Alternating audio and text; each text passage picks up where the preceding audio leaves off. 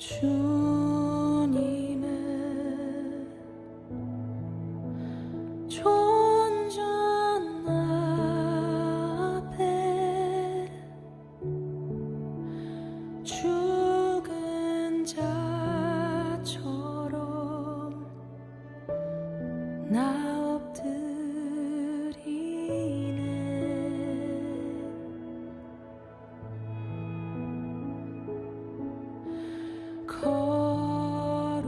거룩함 그 거룩함 앞에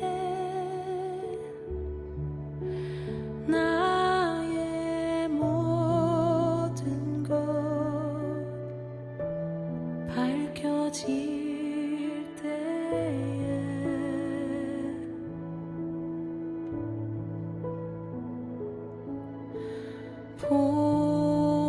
보혈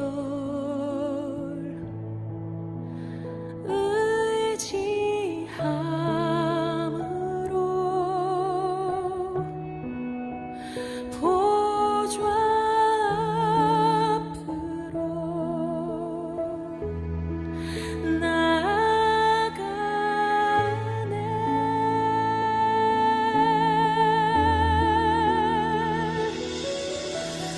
낮고 낮게 그 앞에 엎드려 그 발에 내 입 맞추고 경배해.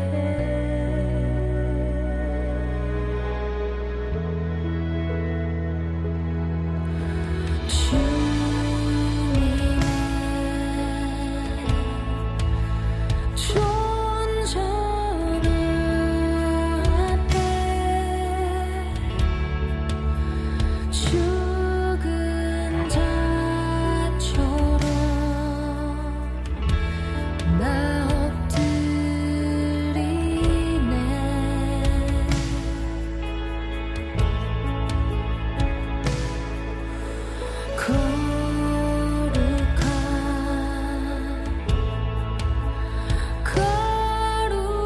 거룩함 앞에 나의 모든 것 밝혀질 때에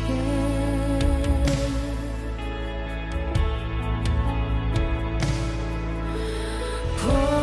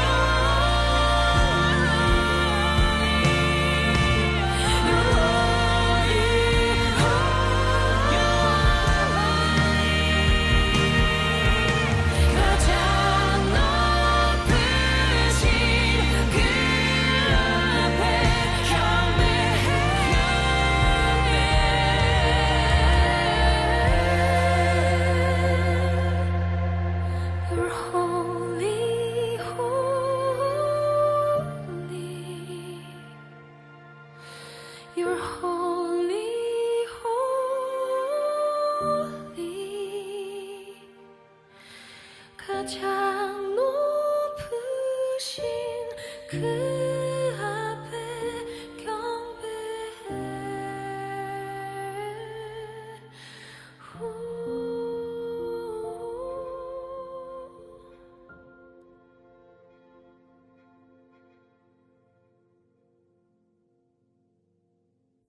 고린도전서 10장 31절부터 33절 같이 한번 읽습니다. 그런즉 너희가 먹든지 마시든지 무엇을 하든지 다 하나님의 영광을 위하여 하라. 유대인에게나 헬라인에게나 하나님의 교회에나 거치는 자가 되지 말고 나와 같이 모든 일에 모든 사람을 기쁘게 하여 자신의 유익을 구하지 아니하고 많은 사람의 유익을 구하여 그들로 구원을 받게 하라. 고린도전서 10장 31절부터 33절까지 말씀 같이 봤습니다. 무엇을 하든지 하나님의 영광을 위해서 하라. 먹든지 마시든지 무엇을 하든지 하나님의 영광을 위해서 하라 그랬고, 자신의 유익을 구하지 아니하고 많은 사람의 유익을 구하여 그들로 구원을 받게 하라 그렇게 말씀을 했습니다. 사람이 살면서 뭘 하잖아요. 뭘 이렇게 하며 살잖아요. 우리가 뭘 하며 사는데 그때 우리가 왜 하느냐 이유를 모르면 그 의미를, 그러니까 왜 하는지 그 이유를 모르면은 우리가 뭘 할 때 굉장히 목표 지향적으로 가겠죠. 그러니까 뭐 내가 뭘 해야 되겠다 그러면 계속 그걸 함으로써 성취하려고 그러는 거잖아요. 그죠? 근데 왜 하는지를 알아야 될 거 아니에요. 왜 하는지 이유를 알아야 될 거 아니에요. 목적. 먹는 거, 마시는 거, 그래 잘 먹고 잘 살자. 그게 우리의 목표라면 실제로 잘 먹고 잘 살았을 때 내가 왜 잘 먹고 잘 살아야지? 그 왜라고 하는 의미를 거기에다가 부여하지 못하면, 그 목적을 부여하지 못하면 잘 먹고 잘 사는 것이 우리에게 큰 의미가 없단 말이에요. 그러면 뭐 어떤 사람도 잘 먹고 잘 살아요. 이 사람도 성공했다고 해서 잘 먹고 잘 살고, 근데 잘 먹고 잘 사는 게 목표가 됐으니까 그게 다 이루어지면 왜라는 의미가 없으면 그것으로 완성이 된 거잖아요. 끝났잖아요. 그러니까 성취감, 자기가 이렇게 잘 먹고 잘 살게 되었다, 끝, 이렇게 된단 말이에요. 그러니까 성취하고 자기는 목표를 달성했으니까 성취하고 끝난단 말이죠. 근데 사실은 왜 그렇게 내가 해야만 하는지를, 왜 내가 이렇게 먹어야 되고 왜 마셔야 되는지, 목표라고 하는 것하고 목적이라는 게 굉장히 다르죠. 선생님이 돼야 되겠다, 의사가 돼야 되겠다, 목사님이 돼야 되겠다, 찬양 인도자가 돼야 되겠다, 그러면 돼야 되겠다는 것은 목표지. 근데 왜 돼야 된다는 것은 목적이죠. 그러니까 목표를 따라서 살 거냐 아니면 목적을 따라서 살 거냐. 그러니까 목표를 지향적으로 산다면 목표가 이루어지면 끝이에요. 대학을 좋은 대학 들어가야지, 그리고 좋은 직장에 들어가야지, 결혼도 잘해야지, 그리고 잘 먹고 잘 살다가 그 다음에 죽어야지, 이제 이렇게 그 단계별로 목표를 세워가지고 쭉 해나간다는 거예요. 근데 왜 내가 공부를 잘해야지? 좋은 직장 가기 위해서. 좋은 직장은 왜 가야지? 잘 먹고 잘 살라고. 잘 먹고 잘 사는 건 왜 잘 먹고 잘 사는 거지? 그게 나의 인생의 전부니까. 그래, 잘 먹고 잘 살다가 어디로 가지? 너의 목표, 어디 마지막 종착역은 어디지? 죽음. 이렇게 되는 거죠. 그러면 이 사람은 목표 지향적으로 살다가 결국 죽는 거 아니에요, 우리가. 근데 성경은 우리에게 너 먹든지 마시든지 무엇을 하든지, 무엇을이란 말은 먹고 마시는 것으로 끝나는 게 아니라 우리가 목표를 세워서 뭔가 이루고 행하고 하는 모든 것을 말하는 거잖아요. 그거를 할 때 목적이 있어야 된다는 거예요. 왜 해야 되는지를 알고서 해야 된다는 거예요. 그래서 그 왜라고 하는 목적이 뭐냐? 성경에 보니까 하나님의 영광을 위해서 해라. 너 자신을 위해서 하지 말고 하나님의 영광을 위해서 해라. 그럼 나는 뭐야? 그럼 하나님의 영광으로 살다가 나는 소모품으로 하나님의 영광을 위해서 살다가 나는 인생 마치는 자가 되는 거예요? 그게 우리가 이 땅에 태어난 목적이에요. 하나님을 위해서 나는 소모품으로 살다가 그 뭐 먹다 버린 이런 것처럼 이렇게 하나님 앞에 내가 쓰임 받았어요. 그리고서 나는 버려지는 그런 인물들이냐고. 그러니까 우리가 그렇게 태어났냐고. 그거 아닐 거 아니에요. 우리가 목적이 너 하나님의 영광을 위해서 하라는 말이 하나님 영광을 위해서 하라면 우리는 그러면 그 목적을 다 아무것도 하나님만 위해서 나는 아무것도 아니야 그럼? 여기에 33절에 보니까 뭐라고 되어 있냐면 고린도전서 10장 33절에 보니까 자신의 유익을 구하지 아니하고 모든 사람의 유익을 구해서 라고 되어 있어요. 그럼 모든 사람을 유익을 구해서 여러분이 산다 그러면 다른 사람의 유익을 구해서 산다는 건 왜 그렇게 하는 거예요? 나의 유익을 구하지 아니하고 다른 사람의 유익을 구해서 이렇게 잘해주면서 산다는 거예요. 왜 그런 거예요? 왜 그렇게 사는 거죠? 그게 자기를 위한 거니까. 그게 자기를 위한 거니까. 남에게 유익을 주는 것이 곧 자기를 위한 거니까. 자, 생각해봐요. 주변에 지금 여러분 가족도 있고 자녀도 남편도 아내도 부모도 친구도 성도들도 목사님도 옆에 쭉 내 주변에 있는 모든 게 결국 누구라? 결국 누구예요?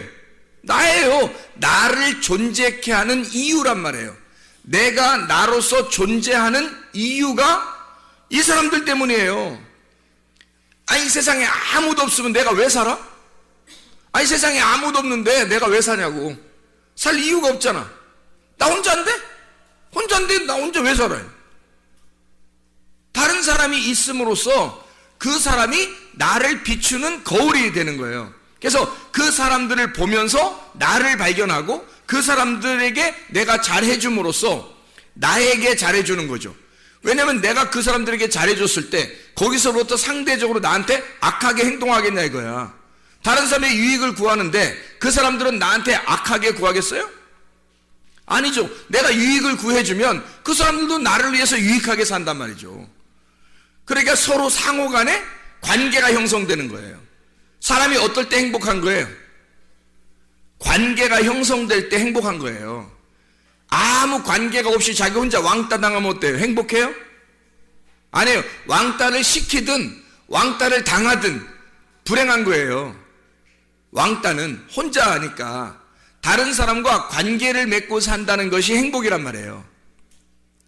다른 사람과 관계를 맺을 때, 자, 다른 사람에게 유익을 주면 어떤 현상이 벌어져요? 유익을 줬어. 그러면 그 사람들이 막 기분 나빠해요? 막 내가 유익하게 했어요. 다른 사람을. 뭐, 돈도 빌려주고, 빌려주는 것도 뭐 안 갚아도 된다고 하면서 이렇게 빌려주고, 뭐, 자동차도 고쳐주고, 뭐 물도 마시게 해주고, 먹을 것도 갖다 막 주고, 떡 만들면 혼자 먹지 않고 옆 갖다 주고, 막 이렇게 했어요. 좋게 막 다 해줬어요. 뭐 또 교회도 나오게 해서 구원도 받게 하고 천국에 가게도 막 만들어줬어요. 이렇게 다 했단 말이에요. 예를 들어서. 그러면 그렇게 했을 때 자기한테는 어떤 현상이 벌어지겠어요? 그렇게 했을 때 자기한테 그 사람들이 이 사람한테 기분 나빠해요? 아니면 어떻게 잘 해준 사람한테는 어떻게 해줄까? 잘해주죠. 그냥 잘해주는 게 아니죠. 잘 해줄 때, 자, 우리가 우간다에 우물을 파면 그 우간다에 있는 사람들이 그거 막 대부분 운대요. 우물을 파면 그 동네 사람들이 그 물을 먹는 것에 대한 그 감사가 너무 이렇게 속에서 복받쳐서 막 울면서 이 우물을 먹는답니다. 울면서. 그러면 우리가 그렇게 이게 잘해줬을 때 그 사람들에게는 뭐가 있는 거예요? 우리한테 뭐가 돌아와요? 가만히 아무것도 안 돌아와요? 아니에요. 그들의 감격이 우리에게 돌아온다고요. 그들의 감탄이 우리에게 돌아온다고. 그렇죠. 그들의 감사가 우리에게 돌아온다고요. 그러면 어떻게 행복해요? 아니면 불행해요? 행복한 거지. 내가 유익을 해줬는데 그 사람으로부터 감사가 돌아왔어요. 감탄하고 있어요. 그들이 막 엄청 감사하고 기대하고 막 감격해요. 그러면 우리가 살아있는, 내가 살아갈 존재, 이유를 발견하게 되는 거죠. 아, 내가 진짜 행복하다. 그러면서 내가 이것 때문에 살지. 내가 이렇게 하니까 너무 행복하고 내가 살아갈 이유를 발견했다. 그런 사람들 많죠. 다른 사람들의 감격함을 보고서 다른 사람들이 나 때문에 감탄하는 것을 보고 은근히 자기 자신을 어떻게 해요? 막 밑에 깔아지는 것 같아요. 뭔가 우리를 세워주는 것 같아요. 세워주는 거죠. 우리는 그 사람에게 유익하게 함으로써 나를 밑으로 내렸더니 그 사람들이 우리에게 감사함으로써 위로 올리더라는 거죠.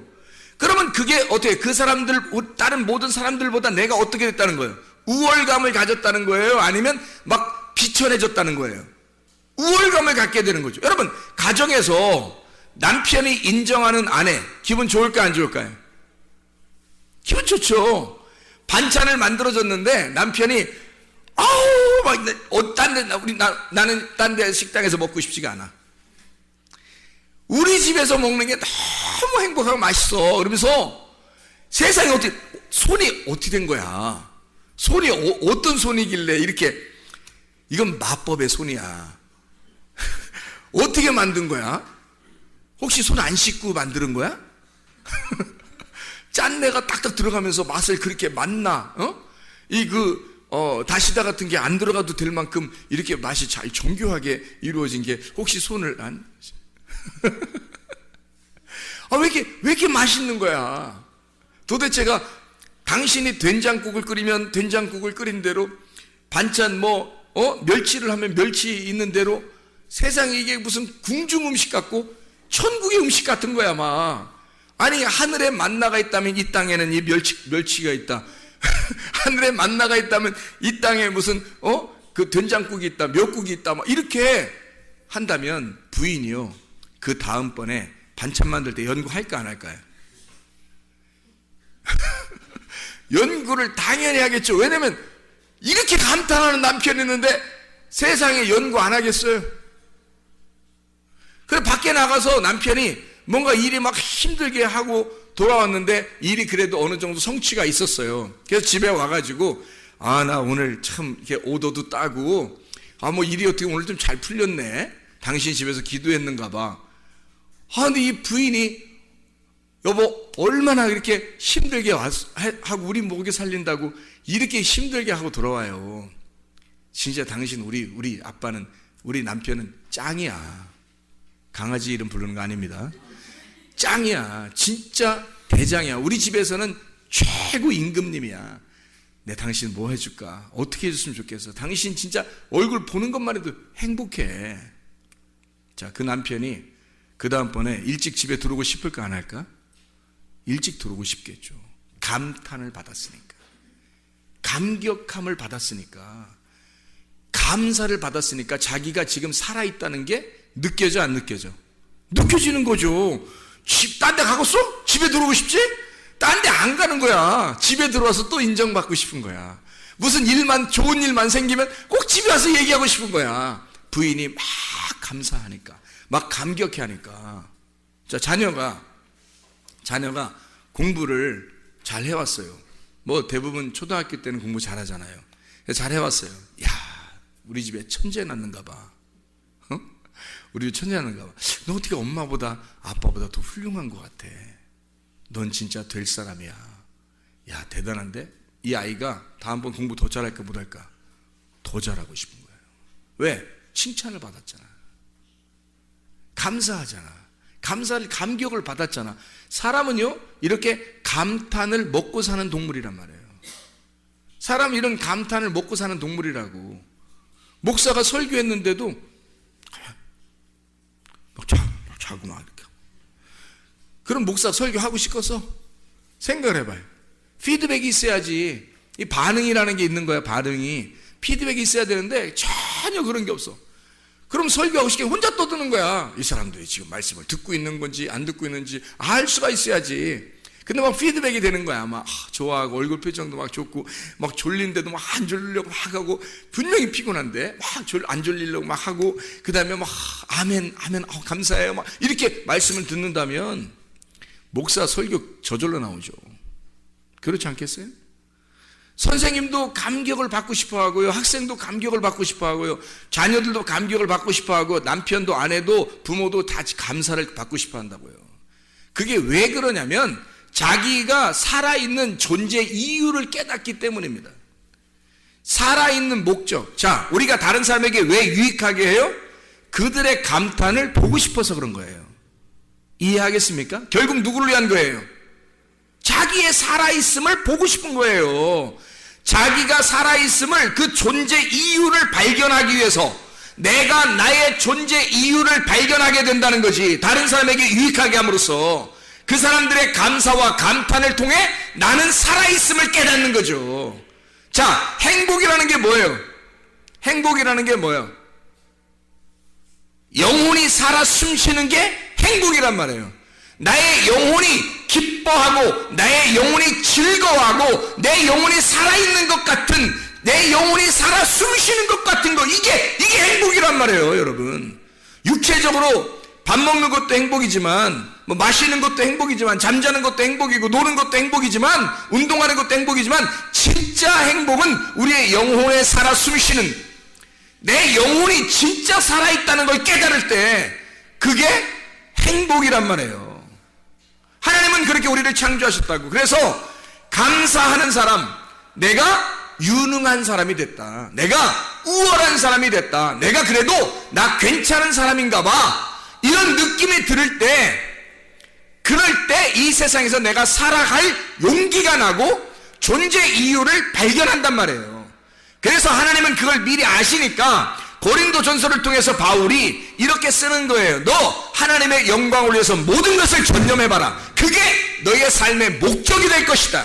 그리고 그 삶의 목적을 위하여 너는 모든 것을, 모든 사람에게 다른 사람을 유익하게 함으로써 살아봐라. 그러면 너의 존재를 발견하게 될 것이다, 이 말이에요.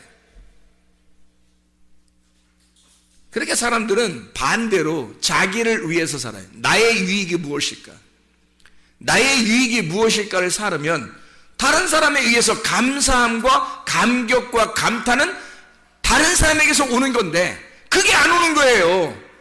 그게 안 오니까 자기 혼자 왕따가 되는 거야. 혼자 외롭고 혼자 알아줘야 되고 혼자 자기를 바라봐야 되니까 얼마나 힘드냐고. 그러니까 다른 사람과 더불어 관계가 없잖아요. 관계가 없으니까 행복이 없는 거야. 다른 사람과 관계가 있어야 이게 행복인데, 하나님도 오죽하면 우리하고 우리가 되자 그러잖아요. 하나님도 오죽하면 그 관계를 위해서 하나님이 우리 보고 야 나하고 너 하자 이게 아니고 야 우리 하자, 우리 하자, 우리 하나님이라고 불러라, 나를 우리 하나님이라고 불러라, 그렇게 가르쳐 주잖아요. 우리한테. 우리라는 말을 가장 많이 쓰는 나라가 어디예요? 세상에서 우리나라밖에 없어요.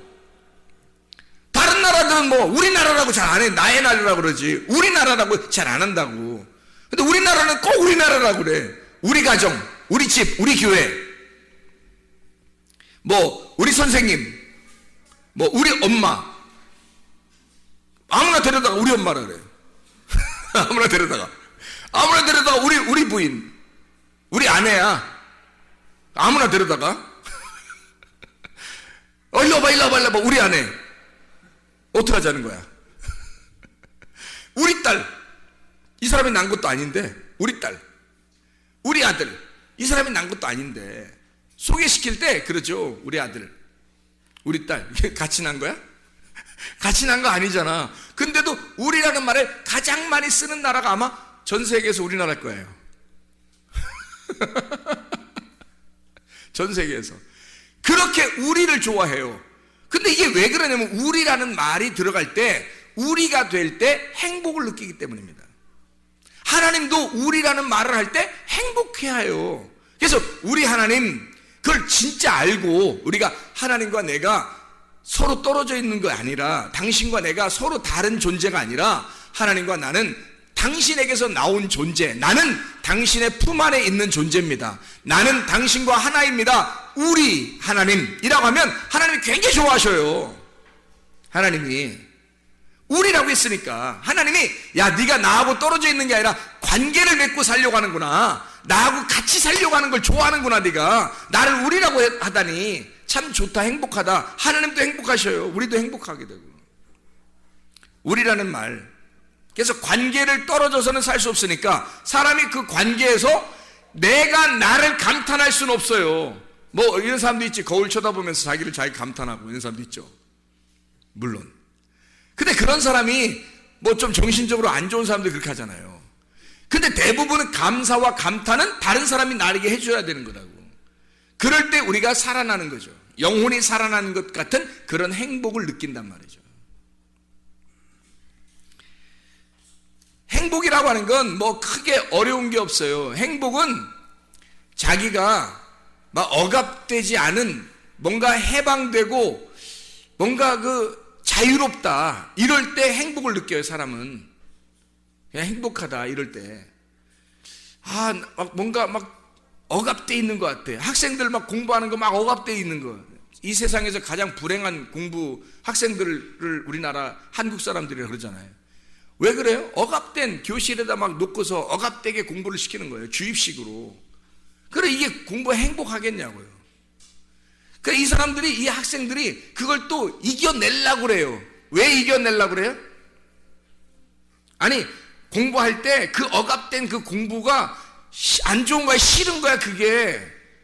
학생들한테 행복은 뭐냐면 자유해야지 행복이에요. 야 알아서 공부해. 알았어요. 알아서 할게요. 숙제 알아서 해. 예, 알아서 할게요. 공부 알아서 해. 예, 알아서 할게요. 이게 굉장히 행복한 거거든요. 공부를 자유롭고 자기가 하고 싶을 때 하는 거, 자기가 자기의 주도적으로 할 수 있는 거가 되면 재밌죠. 근데 재미가 아니라 막 주입을 시켜요. 콩나물 같이 딱 교실에다 막 놓고 어떤 학교는 창살도 있고 그래서 딱 갖다 가둬놓는다고요. 그래 놓고 거기다 공부를 시켜놓고 이거 외워야 돼. 막 공식도 막 적어놓고 그거 외워야 돼 무조건. 그래야 성적이 나오게 만들어놔요. 그리고 숙제도 그렇고요. 그렇게 억압돼 놓으면은 이 학생들이 기분이 좋겠냐고. 행복하지 않죠. 왜 그래요? 왜 안 행복해요? 누가 시킨 거니까. 억압된 거니까 별로 재미가 없는 거란 말이에요. 근데 그거를 학생들이 다 우리나라 학생들은 세상에서 보기 드물게 참아내요. 그것 또한 신기한 거지. 아마 다른 나라는 이렇게 했으면 별로 아마 이런 시스템을 별로 인정하지 않았을지도 몰라요. 그 분위기 자체가 그러니까. 가정도 그렇고. 근데 우리나라 학생들은 그걸 꿋꿋하게 참아요. 중학교, 고등학교 6년 동안을.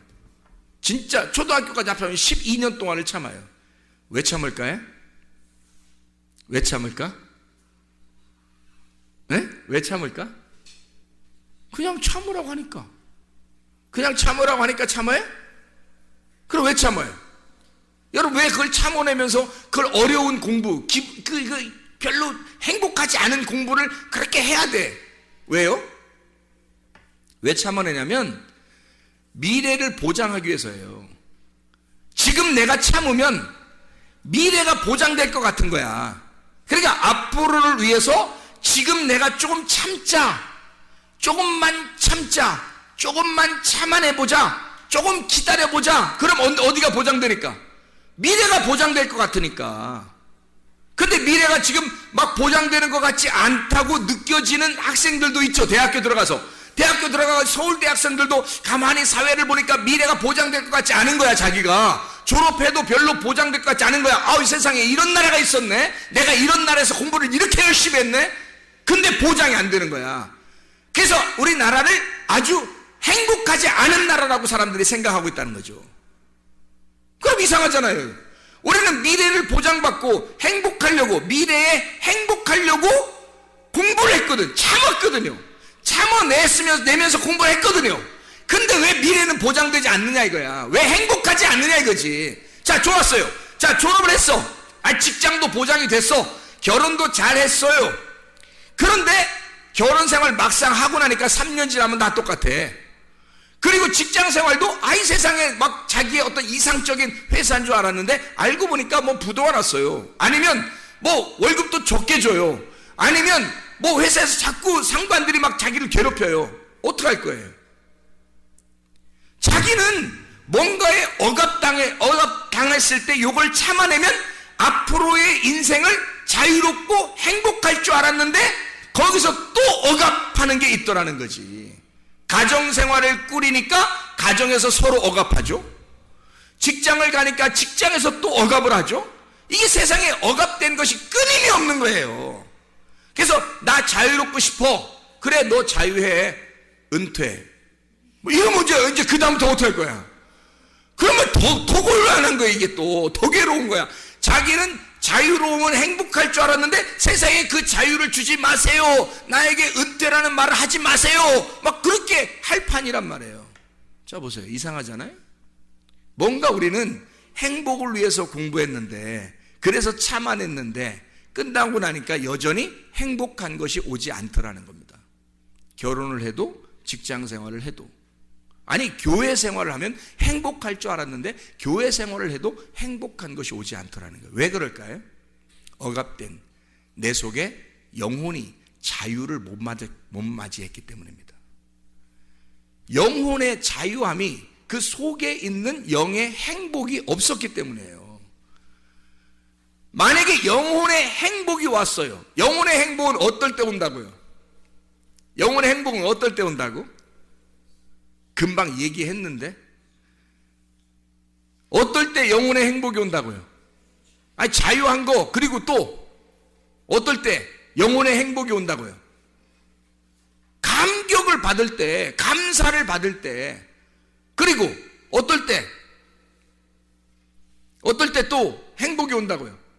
관계가 하나님하고 나하고 관계가 될 때 영혼의 행복이 오죠. 하나님과 관계가 없는데 언제 어떻게 죽을지 모르는데 사람이 무슨 행복이 오겠어요?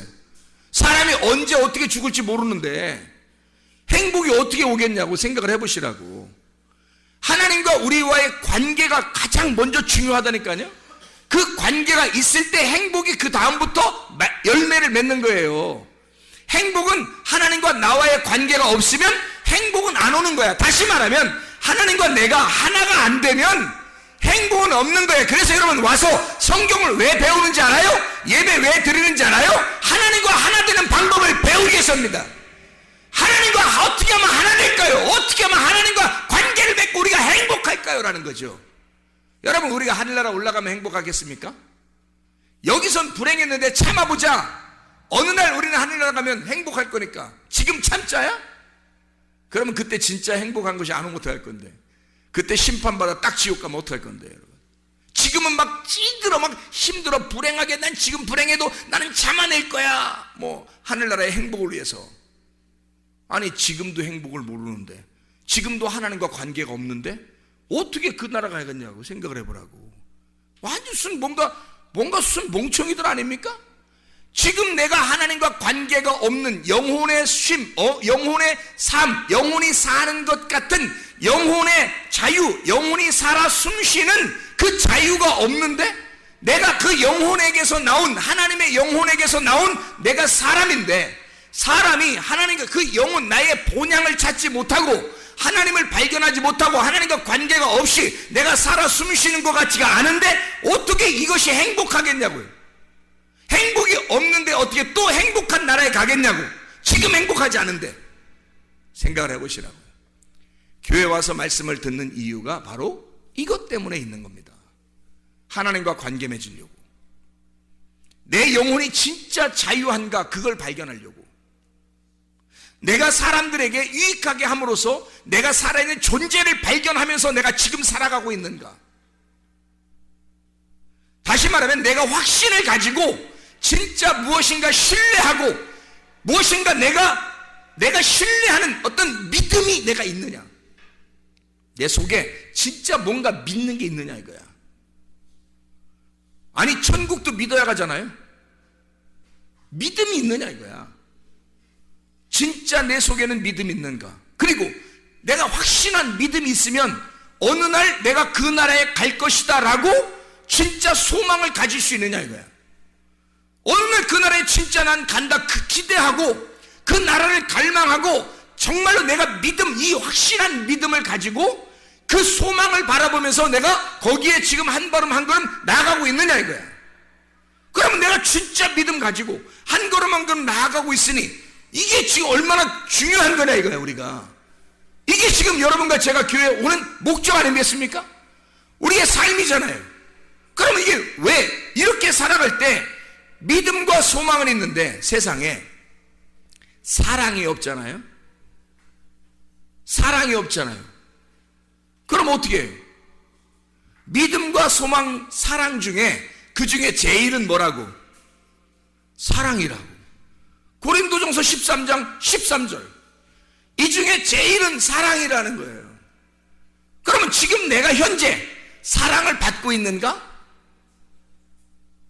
지금 사랑을 받고 있는가? 내가 사랑하고 있는가? 아니, 사람들로부터 사랑받는 것도 있지만 하나님으로부터 진짜 사랑받는다는 느낌이 있는가? 또 여러분이 진짜 주님을, 하나님을 정말 사랑하고 있는가? 그런 느낌이 여러분 속에 진짜 있는가? 이 사랑이라고 하는 건요, 내가 연구해 보니까 사랑이라는 건 뭔가 막 이렇게 기대하고 바라고 막 이러는 게 아니더라고요. 사랑은 사랑을 알고 보니까 그냥 좋아하는 거더라고. 그냥 좋아하는 게 사랑하는 거더라고요. 잘 생각해 봐요. 자, 막 내가 열심히 뭔가 해서 이 사람의 기대에 맞추어 가지고 이 사람으로부터 내가 좀 인정받기 위해서 막 하려면 얼마나 힘들겠어요? 근데 그냥 좋아하는 거야. 그냥 좋아하면 사랑인 거야. 아니, 하나님이 우리한테 바라는 게 뭐 있겠어요? 뭘 바라겠어요, 여러분한테? 믿음, 소망, 사랑. 그 중에 제일은 사랑이라. 뭐? 좋아하는 거. 그냥 하나님을 정말 좋아하느냐 이거지. 하나님을 그냥 좋아하는가? 하나님을 진짜 그냥 좋아하는가? 하나님이 여러분한테 뭐 달라고 했어요? 하나님이 여러분한테 뭐 기대하고 뭐 달라는 게 있었어? 하나님을 좋아하느냐 이거야. 하나님을 진짜 그냥 좋아하느냐 이거야. 그냥 조건을 내거는 게 아니에요. 사람들이 조건을 내걸면 그게 종교가 돼버리는 거야. 조건을 내걸으면 네가 이렇게 해주면 내가 사랑할 거야. 네가 요 정도 해주면 내가 좋아할 거야. 그러면 조건을 내버렸잖아요. 그건 사랑이 아니지. 그건 그냥 좋아하는 게 아니잖아. 하나님이 우리를 좋아하는데 어떻게 좋아하냐면 나는 그냥 니네가 좋아. 하나님이 우리한테 야, 나는 그냥 너네가 좋아. 그냥 좋아. 네가 어떻게 해도 좋아. 그래서 오신 거예요, 주님이. 나는 그냥 니네가 엄청 열심히 나한테 어떻게 해서 나 좋아하는 게 아니라 그냥 나는 니네가 좋아. 그런 거잖아요. 그게 사랑이죠. 하나님의 사랑은 기대하지 않는 사랑이라고. 근데 다 남녀들도 보면 다 기대를 해. 그래서 기대하니까 어떻게? B로 시작하는 게 있는데, 기대하니까 뭐 B로 시작하는 게 있어요. 뭐 해요? 예, 삐져요. 금방 삐져요. 금방 짜증내고 금방 화를 내요. 왜? 기대를 한 게 있단 말이에요. 이 사람이 나한테 이렇게 해주기를 기대하고 있는데 안 해준 거야. 말을 부드럽게 해야 되는데 조금 세게 나온 거야. 그럼 내가 기대하는 건 부드러운 건데 조금 세게 나왔어요. 기분이 안 좋죠. 그럼 B로 시작하는 게 딱 나오는 거죠. 자기도 모르게. 왜? 내가 기대했으니까. 나한테 당신이 요 정도 해줄 때 나는 당신을 이렇게 사랑하겠다고 결심을 했었거든. 그런 결심을 했기 때문에 이건 조건이 돼버린 거예요. 조건적 만남. 그냥 좋아서 만난 게 아니라 그냥 좋아하면 이런 조건들이 별로 없어져요, 사실은. 그렇지 않아요? 그냥 좋아하면 이런 조건들을 별로 내걸지 않는다고. 그냥 좋아하는 거라고. 내가 우리 집사람하고 같이 어디 갔다 오면서 그냥 내가 그랬어요. 우리 집사람이 저보고 아이고 우리 귀하신 최 목사님 시간을 많이 이렇게 뺏겨서 어떻게 해요? 그래. 나보고 내가 워낙 그냥 성경 보고 이러니까 그래요. 그래. 내가 뭐라 그러냐면 내가 성경 보는 것도 너무 행복하고 좋은데 당신하고 이렇게 같이 얼굴을 맞대고 어디를 갔다 온다? 나 너무 행복해. 그냥 쳐다보가도 행복해. 나 당신한테 별로 기대하는 게 없거든. 난 당신한테 별로 기대하는 게 없어. 나는 많이 채워져 있거든요. 결핍이 별로 없습니다.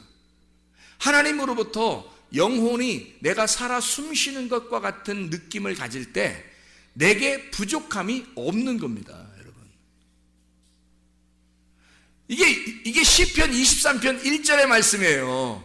여호와는 나의 목자시니 내게 부족함이 없으리로다, 이거예요. 내게 부족함이 없으리로다. 내가 바라는 게 없다, 이 말이에요. 내가 결핍이 없다. 내가 부족함이 없다. 내가 뭐 크게 기대할 만한 게 별로 없다. 왜? 다 채워져서.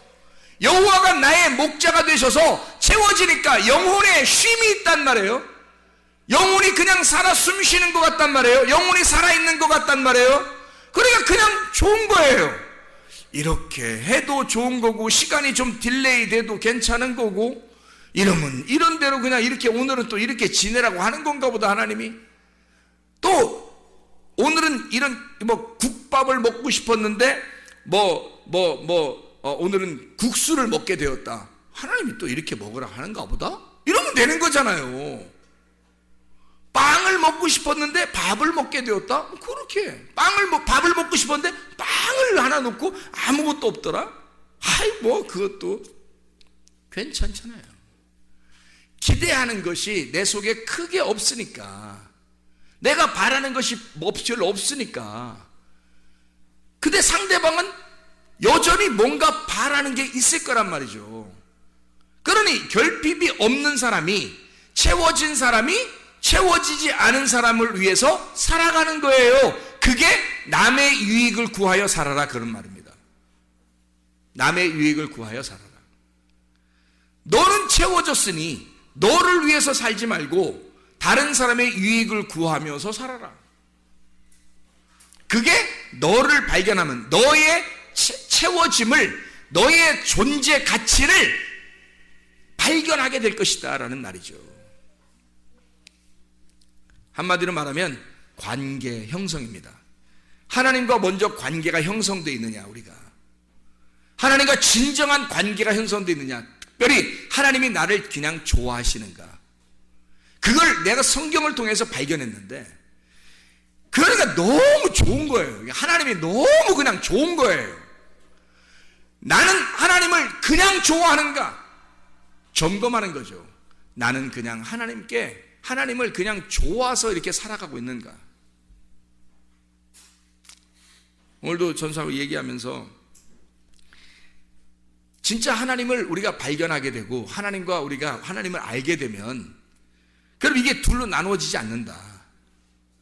물질과 하나님을 겸하여 섬길 수 없다는 말을, 이게 이해가 안 됐었는데 이게 이해가 되더라. 무슨 말인가. 자, 마태복음 6장 24절의 말씀에 하나님과 재물을 겸하여 섬길 수가 없다, 이렇게 되어 있어요.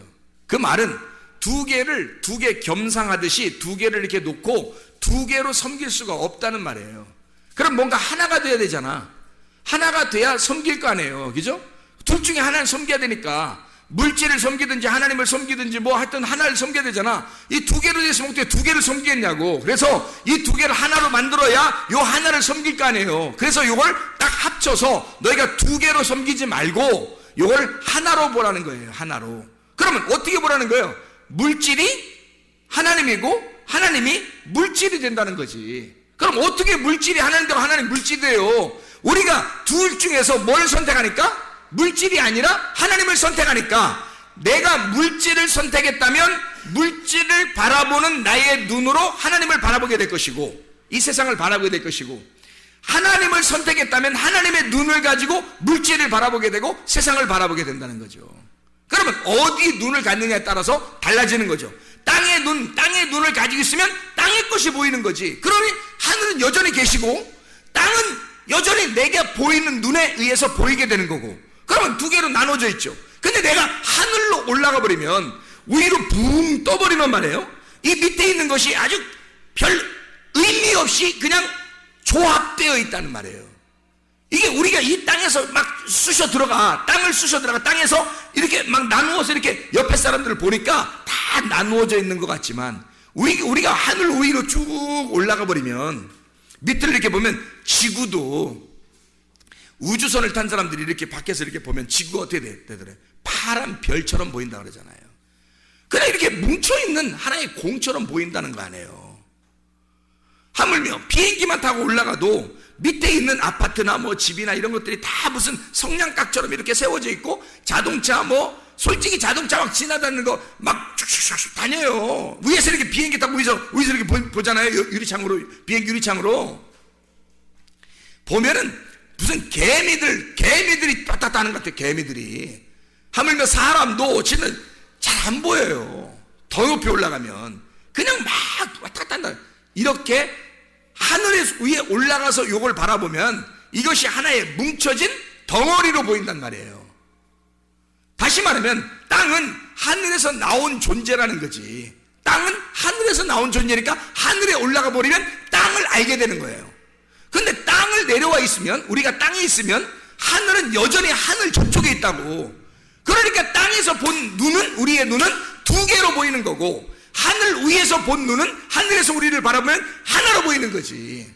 자기로부터 나간 땅이 조합된 하나의 덩어리니까 자기로부터 나간 자기의 눈에 다 들어와 있는 하나의 덩어리란 말이에요. 그러니까 하늘 안에 포함된 땅이 되는 거죠. 이해가 돼요? 그래서 보세요. 물질과 하나님을 어떻게 하나로 섬기느냐면 이렇게 하는 거예요. 물질이라고 하는 건 우리 모든 사람들이, 교회 다니는 사람들이 물질을 뭐라고 생각하냐면 악하다고 본다 이거예요. 악하다고. 그러면 하나님은 선하다고 본다고요. 그러니까 선과 악으로 이렇게 나눠지잖아. 근데 이 물질을 악하다고 보지 말고 이렇게 보란 말이에요. 어떻게 보느냐 보세요. 물질이 악한 게 아니라 하나님이 우리에게 주신 건데, 이것을 뭘로 보냐면 하나님이 이 물질에 들어와 버리면, 하나님이 물질에 들어와 버리면 어떻게 되겠어요? 하나님이 물질에 들어와 버리면 물질과 하나님이 같이 있는 거죠. 그러면 보세요. 자, 물질을 악하게 받고 하나님을 선하게 받는데 이 하나님이 물질 안에 와보니까 물질과 하나님이 하나더라 이거야. 이렇게 하나로 보라는 거야. 자, 이걸 이유를 설명해 줄게요. 요한복음 1장 14절에 말씀이 뭘로 왔죠? 육신으로 옵니다. 육신은 악한 건데, 육신은 악하고 말씀은 선한 건데 어떻게 말씀이 악한 육신에게 와요? 이상하잖아. 그렇죠? 말씀이 육신에게 들어왔단 말이에요. 그것은 말씀이 육신 안에 들어올 때 말씀과 육신이 하나가 되어버린 거예요. 어떻게 된 거예요? 말씀은 살아있는 거고 육신은 죽은 거거든. 살아있는 게 이 죽은 것 속에 들어와 보니까 이 죽은 게 살아나더라는 거지. 자, 창세기 2장 7절에는 흙을, 가루를 내가지고 거기에다가 하나님의 생기가 집어 들어가니까, 말씀이 들어가니까 어떻게 돼? 흙이 살아나더라는 거야. 그게 사람인 거야. 그러면 사람은 뭘로 이루어졌다는 거예요? 선과 악으로 이루어졌다는 거지.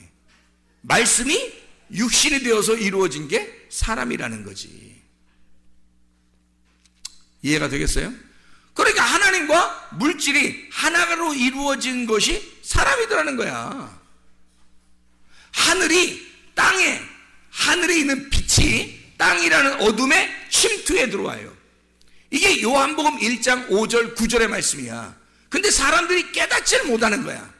빛이 왔는데, 어둠 속에 빛이 와버렸는데 어둠 속에 빛이 오니까 빛과 어둠이 하나가 된 거예요. 근데 사람들이 못 깨닫는 거야 이게. 창세기 1장 2절 3절에도 땅이 혼돈하고 어둠 가운데 있는데 빛이, 하늘에 있는 빛이 그 땅에 온다는 거야. 똑같은 말씀 아니에요? 자, 그러면 이 악한 땅에, 혼돈스러운 땅에, 공허한 땅에, 흑암인 땅에 빛이라는 선이, 빛이라는 하나님이 들어오신단 말이에요. 그러면 이 땅이 어떻게 되겠어? 거룩한 창조가 되는 거지. 부활하죠. 그게 거듭남입니다. 하나님의 말씀이 여러분 속에 들어와 버리면 나는 원래 악해. 우리들은 악하다고요. 분명히 결함이 있어요. 나는 결핍이 없다고 그랬지 내가 결함이 없다고는 안 했어요. 이해가 됩니까? 우리나라 말, 결핍은 내가 없어요. 나는 부족함이 없다고요. 여호와가 나의 하나님이 되시고 나의 목자가 되시니 나는 부족함이 없으리로다. 나는 더 이상 다 하나님으로부터 채움을 받으니까 별로 부족함이 없고 결핍된 건 별로 없단 말이에요. 근데 나는 여전히 결함이 있다고요. 결함이 있는 자라고, 부족함이 있는 자라고. 어떤 부족함? 뭐 안 채워져서 부족함이 있는 게 아니라 죄를 지을 수밖에 없는 육체라고 하는 것은 여전히 있다는 얘기예요. 그러니 보세요. 내가 말씀을 들을 때, 자, 하나님의 말씀을 들을 때 그 말씀이 내게 왔어요. 나같이 결함이 많은 결함투성이인 나에게 하나님의 말씀이 내게 들어오니까 세상에 내가 결핍이 없어진 거예요. 하나님이 채워지니까 나라는 존재가 상당히 행복해진 거죠. 영혼이 살아 숨쉬게 된 겁니다. 내가 살아난 거예요. 살아났는데 여전히 나는 결함이 있지요. 다시 말하면 살아났다 이 말을 몇 번째 부활이라고 그래? 첫 번째 부활이라고 그래. 예수 그리스도가 부활하신 그 주님이 나에게 들어오시니까 나는 결함이 있는 나에게, 육체인 나에게 말씀이 들어오니까 부활이 일어났단 말이에요. 그게 첫 번째 우리에게 일어난 부활이라고요. 그러니까 보세요. 이것을 첫 번째 부활을 계속해서 이걸 유지해. 이 말씀이 나한테 들어왔는데 나는 결함이 있어요. 결함이 있는 사람이야. 근데 말씀이 들어왔어. 이 말씀이 들어온 내가, 결함이 있는 내가, 물질은 물질이고 하나님은 하나님이에요. 이 하나님이 물질과 하나가 됐단 말이야. 그렇게 섬겨야 된다는 거예요. 내가 무슨 말인지 알겠죠? 그러면 하나님의 완전한 하나님이 나에게 결함이 있는 나에게 들어와서 나를 완전케 만드는 게 아니라 온전하게 만드는 거야. 온전하게. 그냥 거룩하다고 인정하는 거죠. 그렇게 하나님이 나의 목자가 되시니까 내겐 결핍, 부족함이 없어지는 거란 말이죠. 그 주님을 의지하고 사니까. 이것이 내가 죽을 때까지 끝까지 쫙 가잖아요. 그러면 내가 딱 죽는 순간 그게 두 번째 부활하게 된단 말이죠. 이 사망의 권세를 지금 내가 살아가고 있을 때 이 사망의 권세를 이기면 이기는 자가 되는 거야. 이제 성경 요한계시록에 이기는 자가 되는 거야. 끝까지 이기는 자가 돼서 인내로 너희 영혼을 얻을 것이다 해서 끝까지 이겨내면 둘째 사망이 우리를 지배할 수가 없다. 너를 둘째 사망이 공격할 수가 없고 너는 그냥 이 첫째 부활의 삶이 그대로 살아간다. 이게 두 번째 하늘에서의 부활의 삶이란 말이에요. 그래 우리는 이 땅에서 부활의 삶을 살아갈 수가 있다고요. 그게 우리의 땅에서의 진정한 행복이고 이게 땅에서의 영혼의 살아 숨쉬는 행복이란 말이에요. 이게 여러분 속에 없다면 안 되는 거죠. 왜냐하면 그건 불행한 거고 미래가 확실치 않은 겁니다.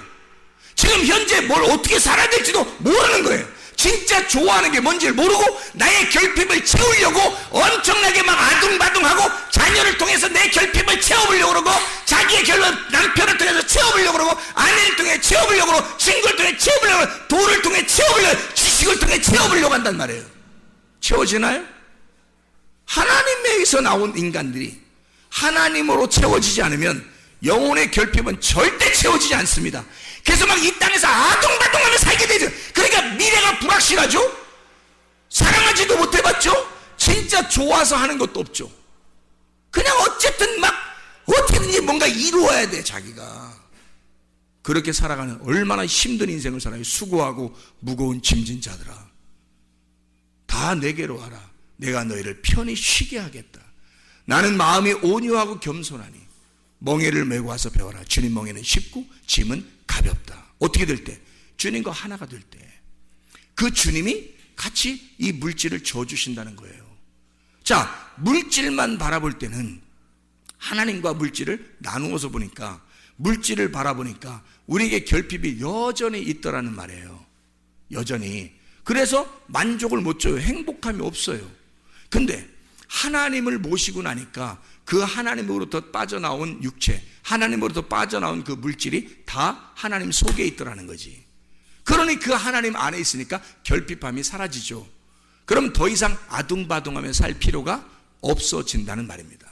그러면 학생들이 공부하는 것도 행복하게 공부할 수 있어요, 없어요? 있다는 얘기입니다. 행복하게 공부할 수 있다는 얘기예요. 자, 보세요. 학생들이 공부할 때 미래를 위해서 공부하죠. 그런데 지금은 뭐예요? 지금 인생은 다 버려버리는 거예요? 지금 인생은 버리고 내가 나중 몇 년 후에 그때를 위해서 지금은 나는 어쨌든 고통을 받아야 된다. 이겁니까? 하나님이 과연 그런 식으로 공부하라고 만들었을까 우리를? 아니잖아요. 지금도 행복하게 공부할 수 있다는 얘기입니다. 자기가 만족한 하나님의 영혼이 채워졌을 때, 만족한, 그래서 어떤 걸 해도 행복하고 기쁘고 즐거움이 있을 때, 즐거움으로 하는 것들, 진짜 행복한 거죠. 공부를 해도 행복하죠. 결혼을 해도 행복한 거죠. 직장을 가도 행복한 거고, 돈이 있어도 별로 없어도 행복하게, 삶이 행복한 거죠. 근데 주님이 없으면 이 세상의 결핍 때문에 힘들어요. 그래서 자기는 막 아둥바둥하며 살게 돼 있습니다. 그럼 우리는 불행을 끌어안고 사는 거예요. 그래서 미래 어느 날 나는 잘 돼야지 해서 지금 막 고통을 감수하는 겁니다. 사람들이요. 야, 조금만 참어. 자녀들한테도 그러죠. 우리 남편 아내들은 야, 우리 조금만 참읍시다. 그러면 어느 날 행복하게 올 거예요. 뭐 이러죠. 지금은 뭐예요? 지금은 행복할 권리가 없나요? 지금 우리는 행복할 권리가 없는 거예요? 지금 하나님은 우리에게 지금 이 자리에 주님이 와 계신다면 주님이 뭐라고 하겠냐고. 수고하고 무거운 짐진 자들아 제발 3년 후에 와라 그러겠어요? 그때 되면 행복할 것이다 그런 말 하겠냐고요. 주님이 수고하고 무거운 짐진 자들아 제발 지금 너희가 행복하고 쉬어야 한다. 지금 네가 행복해야 한다. 너는 뭔가 결핍되어 있는, 뭔가 너는 장애를 가지고 있는 거다. 정신적인 장애, 결핍이 있는 거야. 뭔가 결핍이 있는 거야. 너에게 내가 들어가야 채워진다.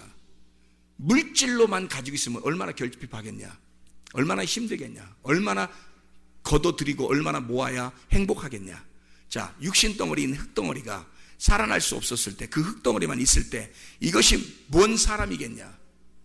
생기가 들어갈 때 비로소 흙덩어리가 살아가는 거예요. 흙덩어리가 살아간다고 이 땅에서. 천국이 흙덩어리에 들어와서 여기서 천국을 살고 있는 거라고. 그 사람이 물질에 하나님이 들어가셔서 여기서 그 물질이 천국처럼 살아가는 거라고요. 이게 이해가 되십니까? 말씀이 육신이 돼서 오셔서 이 살아있는 그 삶이 천국이라고요. 그게 천국이 이 땅에 내려오신 거라고요. 여러분 속에 하나님의 천국이 여러분 속에 임해야 행복하다고요. 그 결핍함이 없어지고 행복이 찾아온다고요. 진짜 행복이. 여러분 먹든지 마시든지 무엇을 하든지 하나님의 영광을 위해서 하라. 너의 유익을 구하지 아니하고 모든 사람의 유익을 구하여 너의 존재 가치를 발견해라. 진짜 행복을 구하라. 진짜 행복이 무엇인지 발견해라. 기도하겠습니다.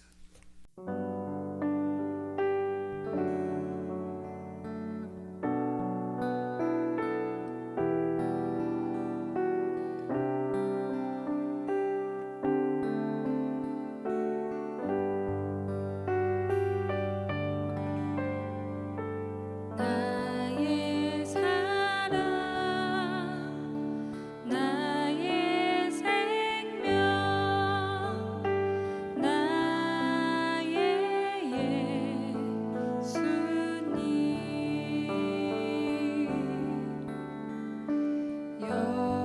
영원토록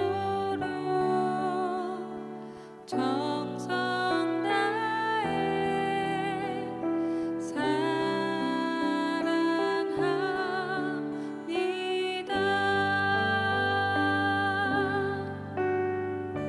나의 힘내세 여호와여 내가 사랑합니다.